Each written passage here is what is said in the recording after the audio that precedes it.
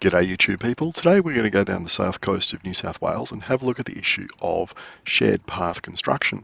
And we are in the southern area of Batemans Bay in the Eurobodalla Shire, and we're going to have a look at a new concrete shared path which is under construction, in particular this section of it. And yes, that is really narrow. I didn't go down and check it out with my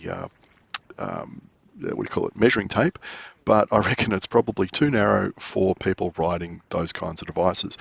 And this is a particularly sore point down on the south coast because it's getting older. The people aged 70 to 74 are the fastest growing population group on the south coast. Obviously all the retirees moving down from Canberra. And you see an awful lot of people getting around on all sorts of gophers and electric bikes and stuff.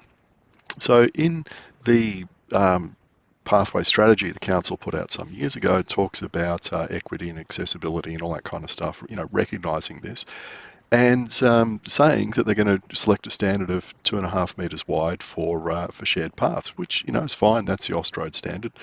And here we can see a section of path which is currently under construction, and yeah, they're going for concrete rather than the red asphalt that I've been showcasing in Perth. But look, what the heck, it's better than riding on this road because this is a pretty busy section of road. You get trucks whizzing past you doing 80 kilometres an hour. And yes, whilst it's reasonably wide now that this road's been reconstructed after the fires and floods and all the rest of it, it's nowhere near as good as riding on a nice wide asphalt shared path like this one in Perth. But anyway, as you can see, it's going to be a nice path going through the trees, reasonably wide up until this point here. And I don't understand why it's suddenly narrowed to about 1 metre wide to get across the road here. When over the other side, up the hill there, you can see on the right-hand side, there's, the shared path continues. So unfortunately, there's no detailed plans that I could find on the council website for this.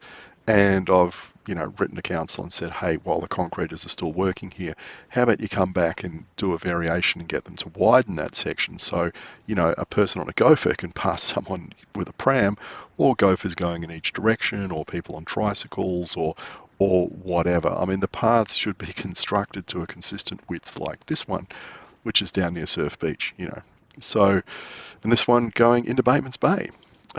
You can see whilst it's not super wide, it's sufficiently wide for people to easily pass in both directions.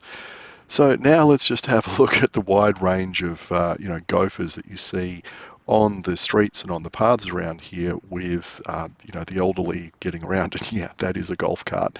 Imagine trying to drive one of them on that narrow section of path.